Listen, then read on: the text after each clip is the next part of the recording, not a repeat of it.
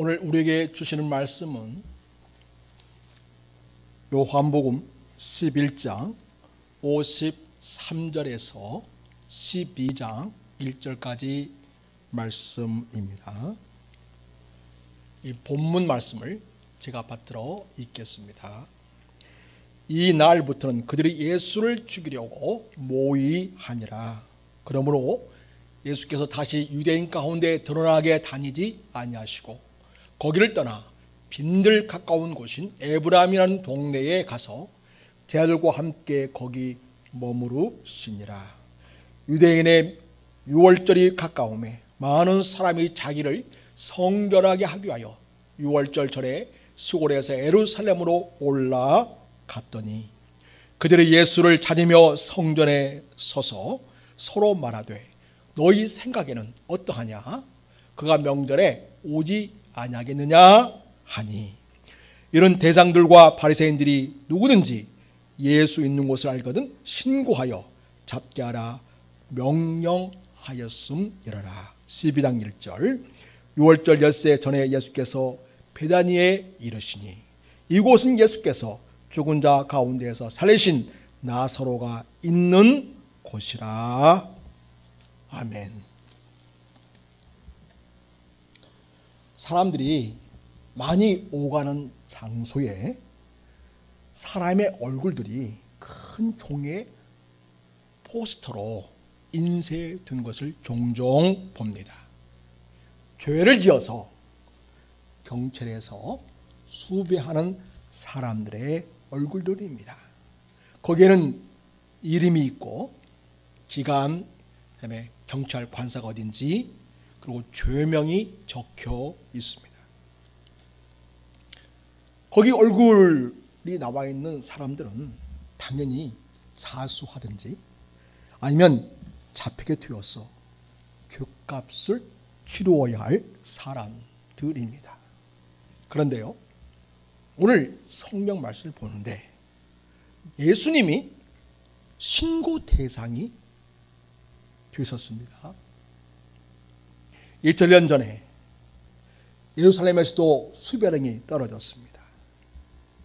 대제사장 관하에 떨어진 명령이었습니다. 그 수배령의 당사자는, 대상은 예수님이셨습니다. 예수님이 신고 대상이 되어버린 것입니다. 오늘 말씀 중에 56절에서 50절을 보겠습니다. 그들이 예수를 찾으며 성전에 서서 서로 말하되 너희 생각에는 어떠하냐? 그가 명절에 오지 아니하겠느냐 하니. 50절입니다. 같이 읽겠습니다. 이런 대장들과 바리새인들이 누구든지 예수 있는 곳을 알거든 신고하여 잡게 하라 명령하였음이러라. 예수님이 무슨 나쁜 죄를 진 것도 아니고 오히려 죽은 지 나흘이나 된 나사로를 살려내신 것이 화근이 되었습니다. 아니, 이게 무슨 화근이나 될 일이겠습니까? 축하하고 감사하고 상을 줄 일이 아니겠습니까?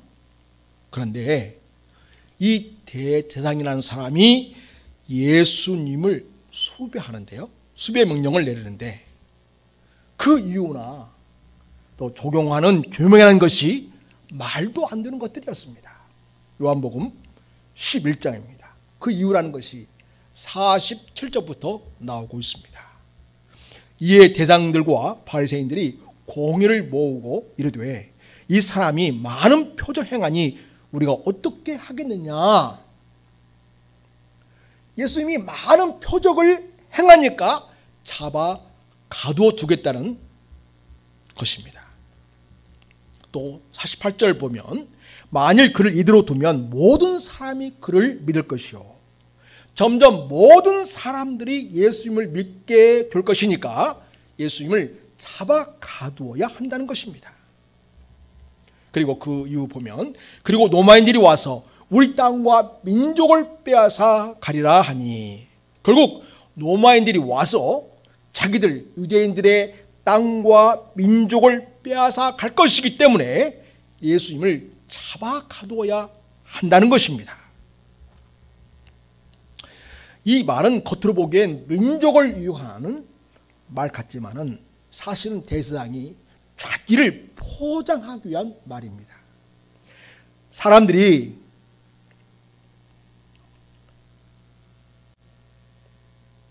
자기에게보다는 예수님에게 더 관심을 보이고 예수님이 더 인기가 많고 그 예수를 믿는 것을 시기한 것입니다. 자기 권세, 자기 권력, 자기 인기를 예수님에게 빼앗기지 않겠다는 내심 불안한 마음을 가진 것입니다. 그 불안한 마음을 마치 민족을 위한 일인 것처럼 포장해가지고 예수님을 잡아 가두어야겠다, 이렇게 명령을 한 것이었습니다. 사실 예수님이 그 대제사장에게 무슨 위협을 가한 것도 아니고요, 예수님은 그냥 당신이 하실 일을 한 것뿐이었습니다. 사람을 치유하고 살리는 일, 얼마나 멋지고 아름다운 일입니까? 하나님께 영광이 되고 인생을 살리는 일을 한 것뿐이었습니다. 여기서 한 발자국 더 나아가자면 예수님은 하나님의 아들로서 우리의 구원자, 구세주, 메시아로 오신 분이십니다. 그러면 하나님을 섬기는 대제사장이라면 구약에 예언되어 왔던 메시아가 오셨음을 알아차리고 예수님께 경배해야 합니다. 그러기는커녕 하나님을 빙자하고 하나님이 주신 권력을 사용해서 하나님의 아들이신 메시아를 죽이려 하고 있습니다. 사람이 이렇게 무지하면 안 됩니다. 영적으로 무지하면 오만해지고 교만해지고 목이 굳어서 그 대상처럼 됩니다.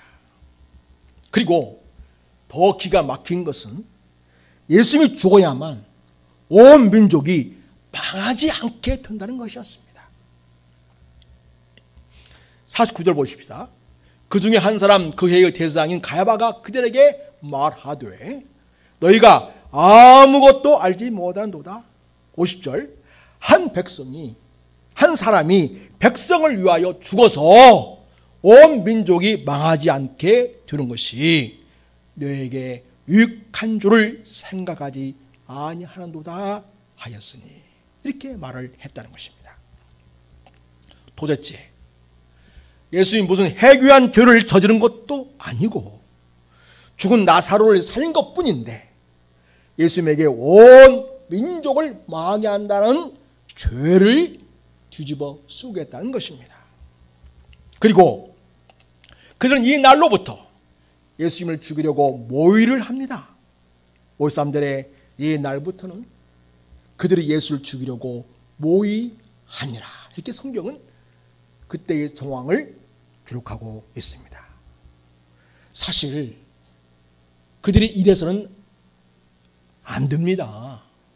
왜냐하면 6월절이 다가오고 있기 때문입니다.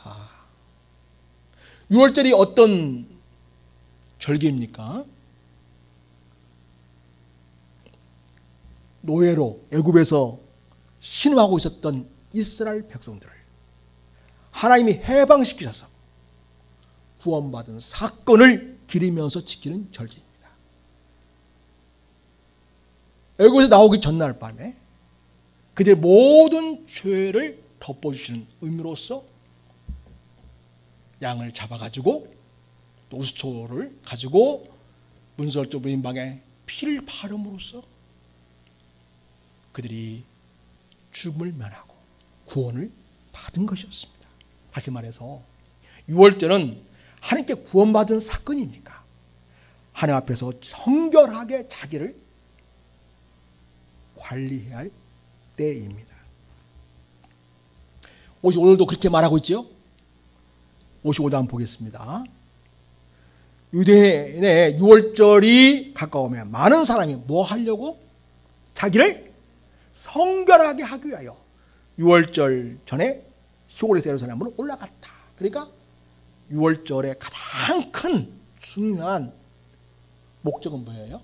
자기를 성결하기 위한 목적으로 하나님께서 나를 죄에서 건져주시고 구원해 주신 그 놀라운 은혜에 감사하면서 자기를 정결하게 하는, 거기에 초점을 맞추어서 살아야 하는 그런 절기가 되겠습니다.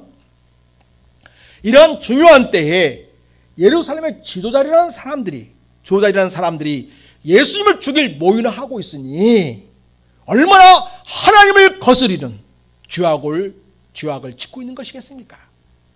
이렇게 영적으로 깨어있지 못하면 가장 하나님을 기쁘시게 할 때에 하나님 앞에서 가장 악행을 저지르는 일을 할 수 있다는 것을 볼 수 있습니다.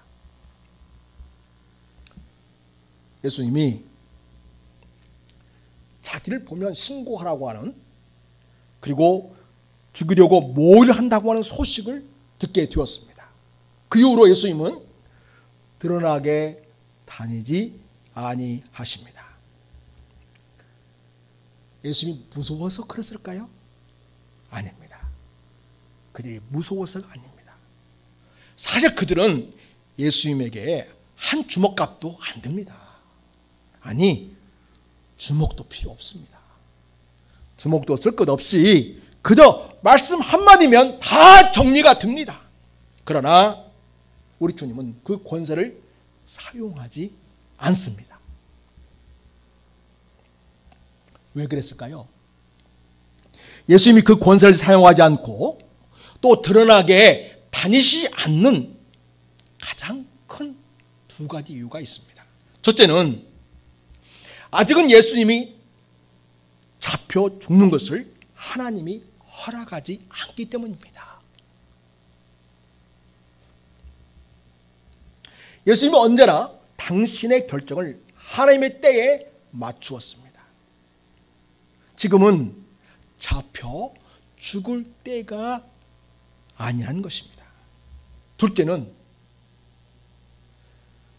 제자들과 우리들을 위한 것 때문입니다. 제자들에게는 예수님의 죽으심에 대해서 더 알려주고 그들을 충분히 준비시켜야 했기 때문입니다.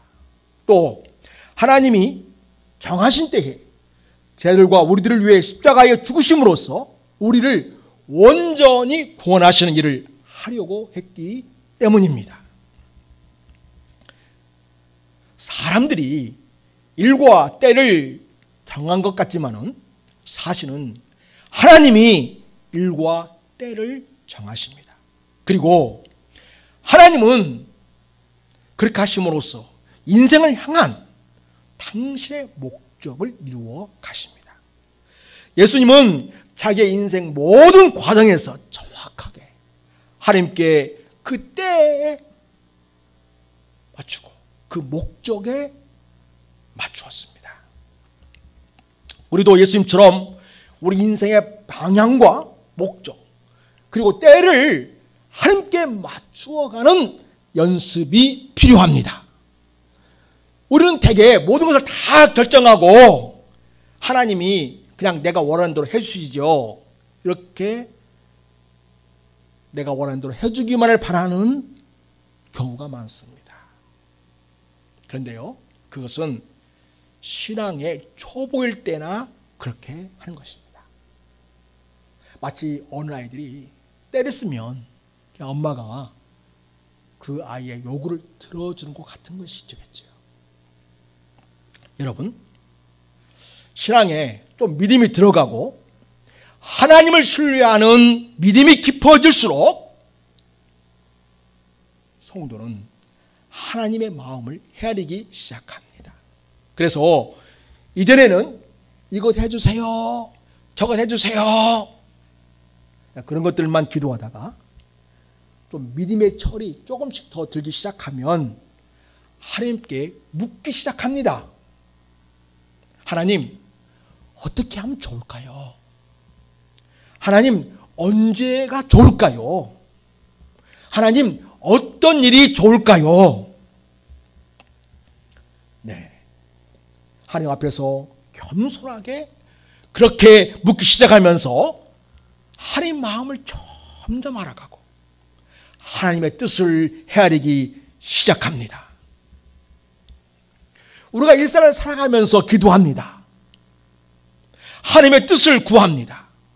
성령의 인도하심을 구합니다. 이런 자세가 성숙한 하나님의 자녀로 성장하게 되는 계기가 됩니다. 예수님은 자기를 죽이려고 모여오고 있다는 이야기를 알고 나서는 드러나게 다니지 아니하시고 거기를 떠나십니다. 비교적 예루살렘에서 떨어진 곳, 그러나 언제나 마음만 먹으면 예루살렘에 갈 만한 그런 정도의 장소에서 지내십니다. 54절 중반을 보면 빈들 가까운 곳인 에브라임이라는 동네에 가서 제자들과 함께 거기 머무르시니라 하는 것을 보게 됩니다. 그렇지만 예수님은 하나님께서 원하시고 또 필요하다 싶으시면 언제든지 예루살렘에 갈 준비된 마음을 가지셨습니다.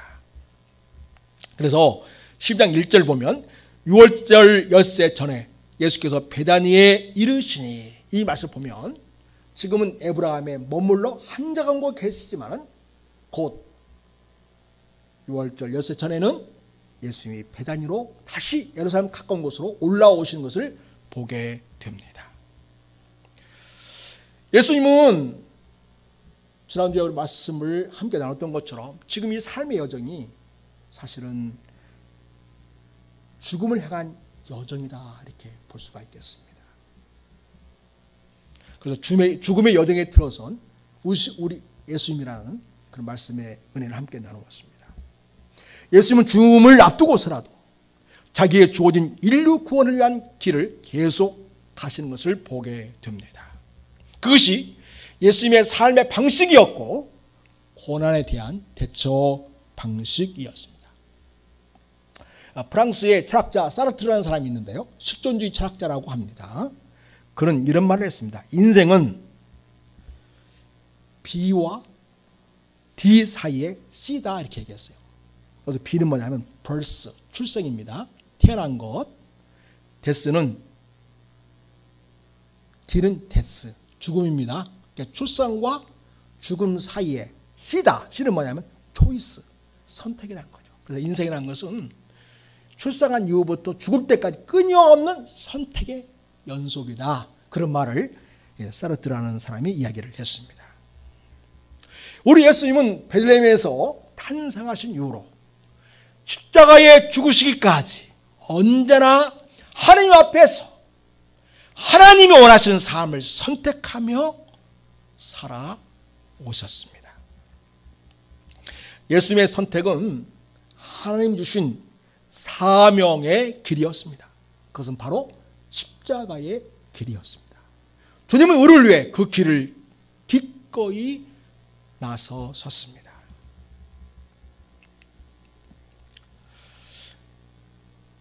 (51절) 보면 이 말은 스스로 함이 아니요 그의 대상이므로 예수께서 그 민족을 위하시고 또 그 민족만 위할 뿐 아니라 흩어진 하나님의 자녀를 모아 하나가 되게 하기 위하여 죽으실 것을 미리 말함이라.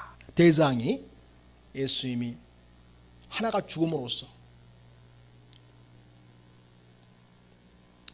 백성을 살린다고 하는 그런 말을 했는데, 아까 말씀드린 것처럼 그것은 자기를 포장해가지고 멋지게 하는 말이었고요. 주님은 그 말을, 하나님 그 말을 완전히 멋지게 사용하셔서 실제로 인류를 구원하는 일에 예수님의 십자가의 길을 사용하신 것을 보게 됩니다.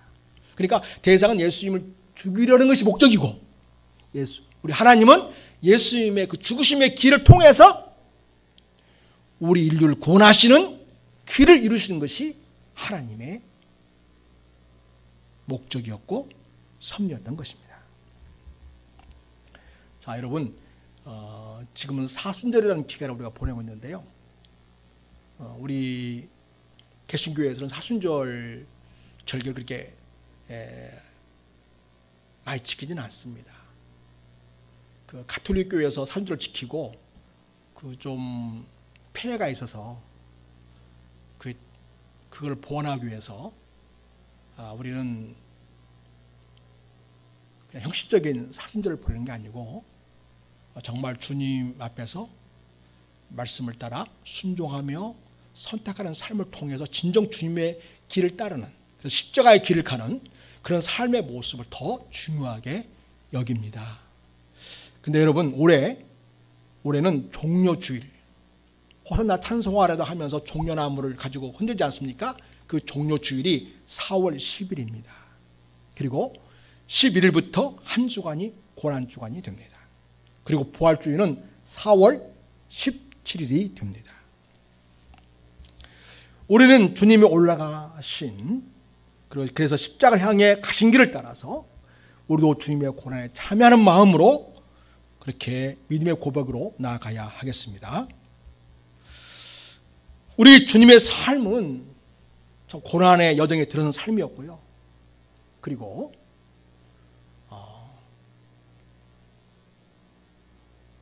숲의 대상이 되는 그런 처지에 이르게 된 것을 보게 됩니다. 그런데 이 모든 것은 하나님 주신 삶을 이루는 길이었고요, 우리를 구원하는 길이었기 때문에 우리 예수님은 그런 모든 것들을 다 마다하지 않고 선택하는 것을 보게 됩니다. 우리 예수님이 요한복음 10장 이렇게 말씀하십니다. 나는 선한 목자라. 나는 내 양을 알고 양도 나를 아는 것이. 자, 15절 같이 읽어볼까요? 자, 시작. 아버지께서 나를 아시고 내가 아버지를 아는 것 같으니 나는 양을 위하여 무엇을 버리노라? 목숨을 버리노라. 그러니까 이런 모유가 있기 전에 이미 주님은 우리를 위해서 당신의 목숨을 내어놓을 그런 생각을 갖고 있음을 보게 됩니다. 그런 각오가 있었던 것입니다.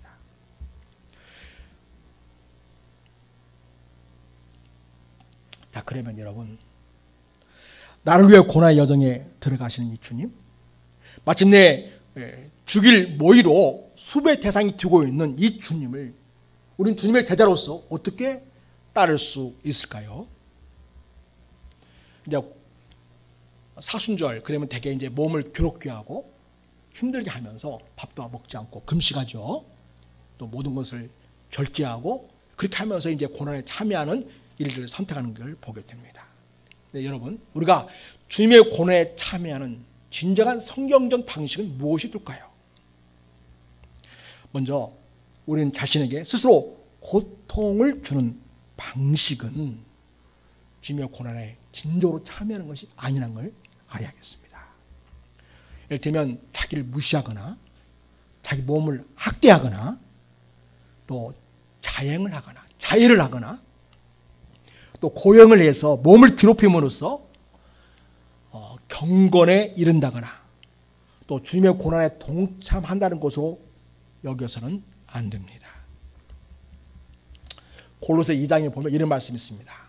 21절에 곧 붙잡지도 말고 맛보지도 말고 만지도 말라 하는 것이니 이 모든 것은 한때 쓰이고는 없어지리라. 붙잡지 않는 거, 맛보지 않는 거, 만지지 않는 거, 이게 다 뭐예요? 절제죠. 뭐를 제한하는 거죠. 그래서 몸을 괴롭히는 것입니다. 몸을 괴롭혀서 말하면 고행을 통해서 내가 영적인 어떤 성숙, 내가 주님의 고난에 참여한다고 하는 그런 것들, 그것은 성경적인 의미가 될 수가 없다, 이렇게 말씀하고 있습니다. 그래서 여러분, 때로 금식은 필요합니다. 건강을 위해서도 금식이 좋다고 하죠. 또 때로는 과도한 육신적인 그런 육체의 피로를 억제함으로써 내가 더 주님을 의지하고 더 주님께 가까이 나아가는 그런 방편은 될 수 있겠습니다. 그러나 금식하는 것 자체가 경건 그 자체는 아니고요. 또 금식 자체가 주님의 고난에 참여한다거나 영적 경지에 이르는 것으로 여기서는 안 됩니다. 여러분, 그러면 정말 주님이 원하시는 금식은 무엇일까요? 주님의 고난에 진도로 참여하는 참다운 금식은 무엇일까요? 주님이 기뻐하신 일을 하는 것입니다. 뭘 먹고 안 먹고가 중요한 게 아니라 주님이 기뻐하신 일을 적극적으로 살아내는 삶이 사실은 주님의 고난에 참여하는 것이고 진정한 금식이 되겠습니다.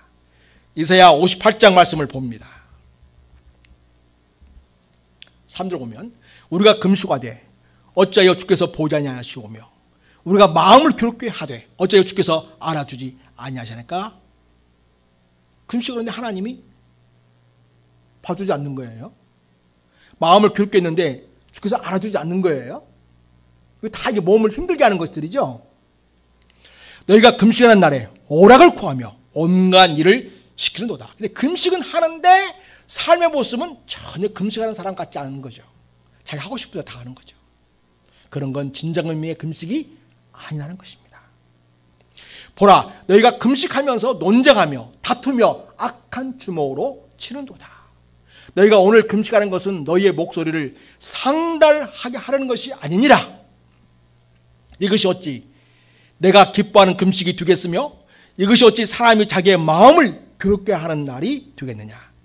그의 머리를 갈대같이 숙이고 굵은 배와 재를 펴는 것을 어찌 금식이라 하겠으며 여호와께 연락될 날이라 하겠느냐. 그냥 겉으로 볼 때 겉으로 뭐 음식을 먹지 않고 물도 먹지 않고 어떤 행동을, 그러나 행동은 마음대로 하는 그런 것들은 주님 앞에서 기뻐하신 금식이 되지 못한다. 이렇게 말씀해 주시고 있습니다. 그 다음에 6절부터 보겠습니다.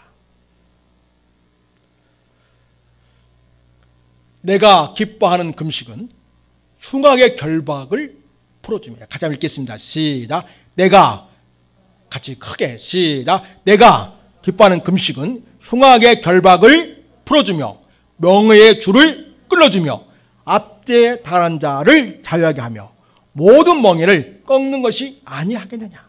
또 줄인 자에게 네 양식을 나누어 주며 요리하는 빈민을 집에 들이며 헐벗은 자를 보면 입히며 또 내 골육을 피하여 스스로 숨지 아니하는 것이 아니겠느냐.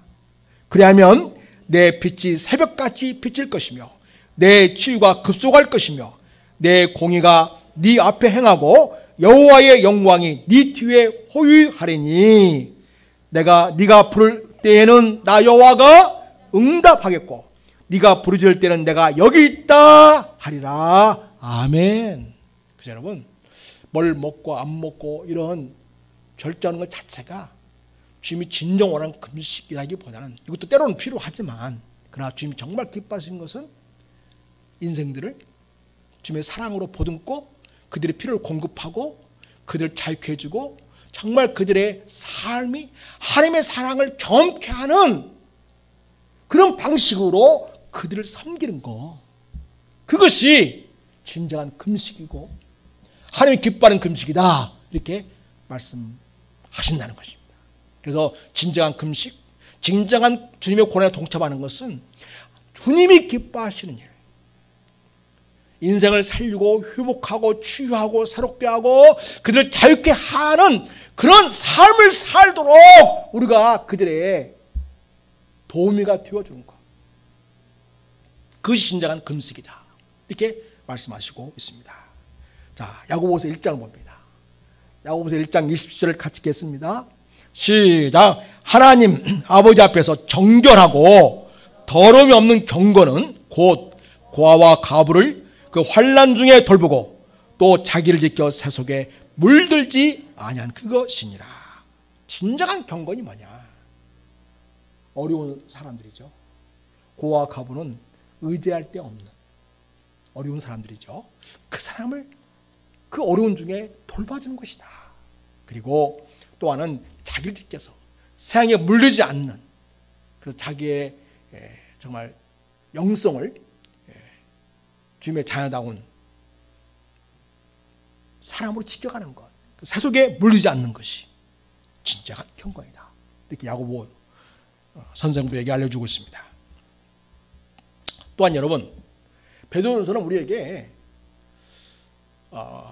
착각하지 말라고 말씀하신 게 있는데요.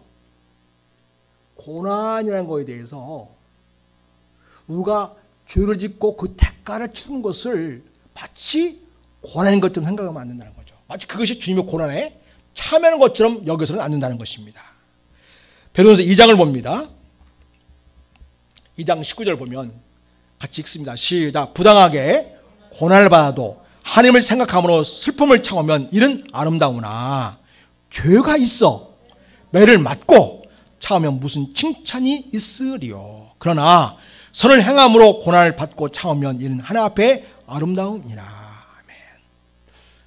주님 보시기에 기뻐하실 일, 선한 일을 행하면서 고난을 당한다면 그건 진짜 주님의 고난에 동참하고 주님이 알아주는 고난이라는 거죠. 그런데 내가 죄를 지어서 그 대가를 받는 그런 어려움 속에 처해 있다면 그거는 주님의 고난에 동참하는 것이라고 말할 수 없다. 오히려 그렇게 하지 말라고 이야기합니다. 그러면서 21절 쭉 한번 주님께서 어떻게 이 하나님 앞에서 고난을 감당해냈는가를 이야기해 주고 있습니다. 21절부터 읽습니다. 시작. 이를 위하여 너희가 부르심을 받았으니 그리스도 너희를 위하여 고난을 받으사 너희에게 본을 끼쳐 그 자취를 따라오게 하려 하셨느니라. 그러니까 주님이 먼저 본을 보이시고 우리도 그 본을 따라서 따라오게 했다는 것입니다. 22절.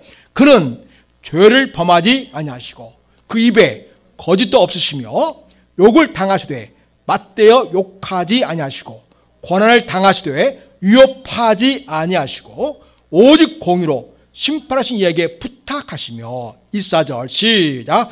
친히 나무에 달려 그 몸으로 우리 죄를 담당하셨으니 이는 우리로 죄에 대하여 죽고 의에 대하여 살게 하려 하심이라. 그가 채찍에 맞음으로 너희는 나음을 얻었나니. 그렇습니다. 우리 주님이 친히 진정으로 주님의 고난에 동참하는 삶이 무엇인가를 이렇게 먼저 본을 보여주셨고 따라오라고 말씀해 주시고 있습니다. 사랑하는 여러분, 우리가 고난의 여정에 들어서서 십자가 길을 가시는 이 주님, 그리고 지금은 살인 모의를 하고 이제는 수사 대상, 말하면 수배 대상이 되어버린 우리 주님, 아무 죄가 없지만 그렇게 참 어려움을 겪으시지 않습니까? 이런 주님을 진정 따르는 그리스도의 삶이란 무엇일까요? 주님의 제자의 삶이라는 것이 무엇일까요? 그 중에 하나는 그리스도의 정신으로 세상을 잘 분별하는 것입니다. 그래서 여러분, 세상에 관심을 가져야 돼요. 세상의 정과 욕심에 이끌리기 위해서 세상에 관심을 갖는 것이 아닙니다. 육신의 정욕과 안목의 정욕과 이성의 자랑을 마음껏 누리려고 이성에 관심을 가지는 것을 말하는 것이 아닙니다.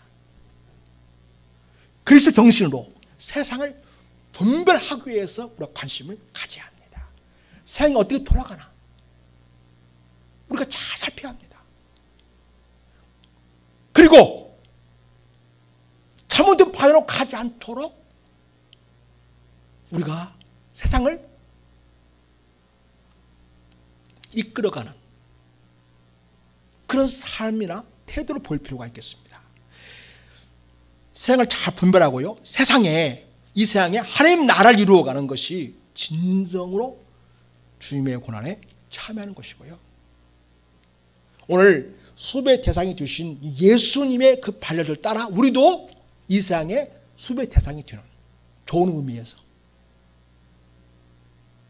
그런 진정한 그리스도로 살아가는 삶이 필요하다는 것을 주님이 알려주고 있습니다.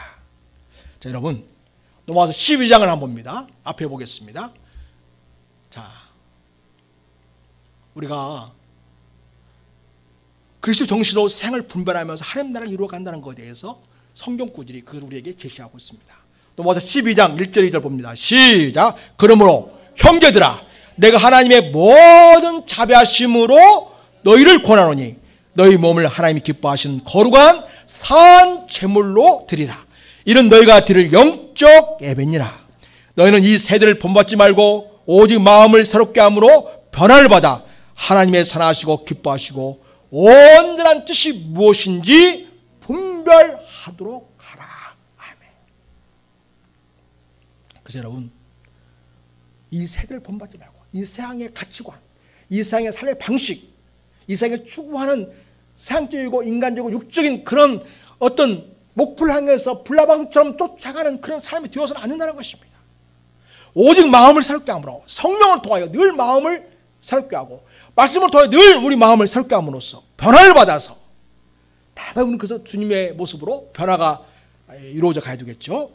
하나님의 선하시고 기뻐하시고 온전한 뜻이 무엇인지 다 생각해야 돼요. 그래서 분별할 수 있어야 되겠습니다. 이것을 추구하는 삶이야말로 진정으로 주님의 고난에 참여하고 수배의 대상이 되신 그런 고난의 여정을 가진 주님과 함께 길을 가는 것이라고 할 수가 있겠습니다. 사랑하는 여러분, 제가 저지난주에 영화 하나를 봤는데 제목이 막달라 마리아더라고요. 그래서 눈이 번쩍 뜨이잖아요. 막달라 마리아는 영화 제목을 제가 본 적이 없거든요. 그래서 막달라 마리아는 영화를 제가 봤습니다. 막달라 마리아라는 말은 그 막달라가 살던 동네가 어디라는 얘기예요? 막달라라는 얘기예요. 그 나사렛 예수 그러면 예수님 살던 동네가 어디라고요? 나사렛인 거죠. 아시겠죠? 그 앞에 동네 이름을 붙여가지고 마리아가 많잖아요. 예수님의 어머니 모친 마리아도 있고 여러 마리아가 많은데 그 중에 이제 어디에 마리아를 말하냐면 막달라는 동네 출신의 여자를 말합니다. 이 여인은 예수님이 이제 공생의 사역을 시작하시고요, 하나님 나라 일을 하시는데 어느 시점에서부터 참여했는지 알 수는 없어요. 물론 영화에서는 어느 시점이 있긴 합니다만 성경에는 구체적으로 기록되어 있지는 않습니다. 영화에서는 가족이 부모님들이 미리 이제 그 결혼을 앞두고 결혼 대상자를 정하잖아요. 남편감을 정해놨어요, 부모님들이. 그래서 결혼 날짜까지 잡았네요. 근데 이 막달라의 말은 영 이 남자가 마음에 들지 않는 거예요. 때마침 그때 예수님에 대한 소문을 들었고 예수님에 대해서 알기 시작했어요. 그래서 자기 결혼 문제보다는 그 예수님의 말씀과 그 예수님 하신 일에 대한 관심을 더 많이 갖게 되면서 결국 결혼하지 않게 됩니다. 거기서부터 영화는 시작이 됩니다. 물론 성경에는 없지만요, 상상력을 발휘해가지고 그런 작품을 만들었겠죠. 여튼지 이 여인은 예수님과 그 전도 여행의 여정을 함께 시작합니다. 그야말로 이름도 없이 빛도 없이 그림자처럼 예수님을 섬기고 제 아들을 섬겼습니다. 마침내 어디까지 오게 됐느냐? 예수님 십자가에 운명하는 그 순간에까지도 주님과 함께 그 길을 따라 나서왔던 것입니다.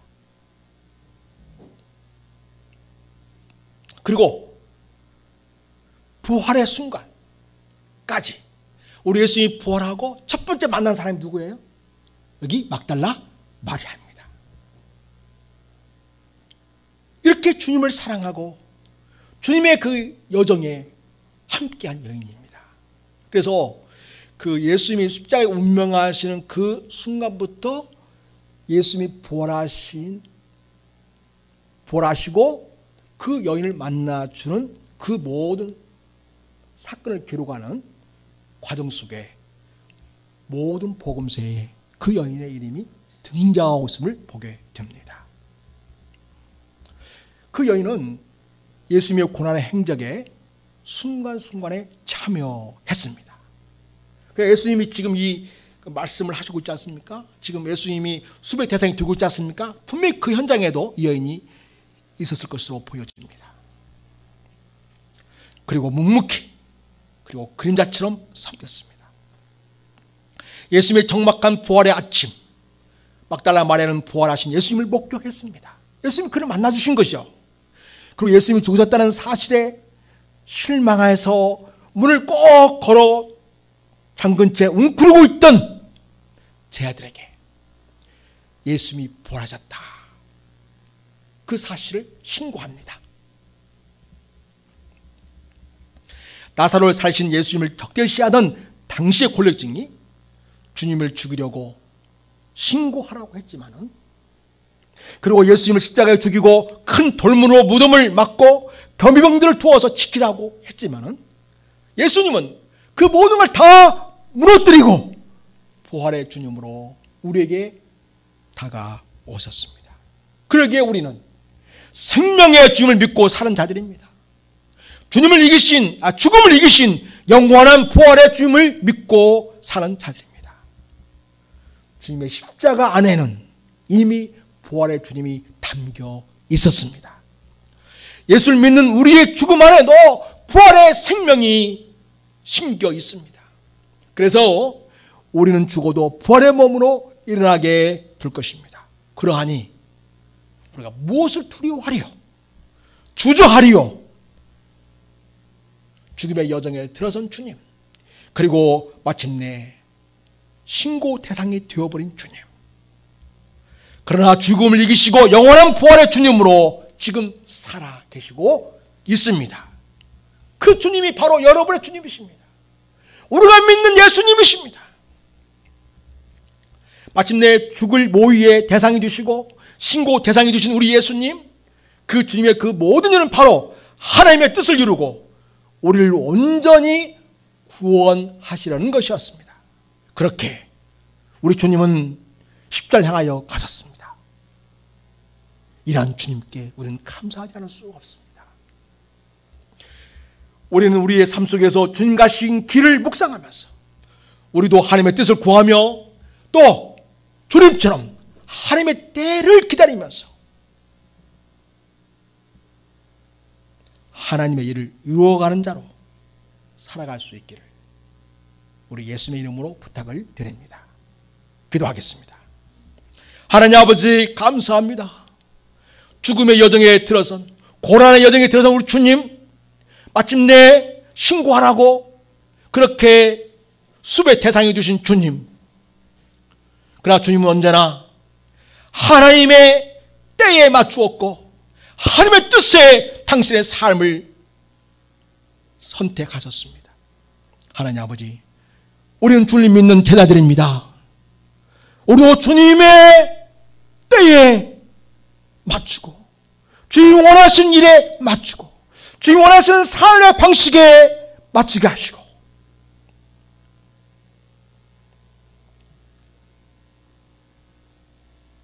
저에게 영적 분별력을 주셔서 하나님의 사랑하시고 기뻐하시고 온전한 뜻이 무엇인지 분별하면서 오늘날 이 시대에 하나님의 기뻐하신 일을 하면서 진정한 주님의 고난에 동참하고 주님의 영광을 위하는 삶을 살아드리는 주님의 신실한 제자들이 되게 하소서. 우리에게 성령을 부어주시고 우리의 발걸음을 인도해 주시옵시고 믿음을 더하여 주시옵소서. 우리를 사랑하시는 주 예수님의 이름으로 기도드립니다. 아멘.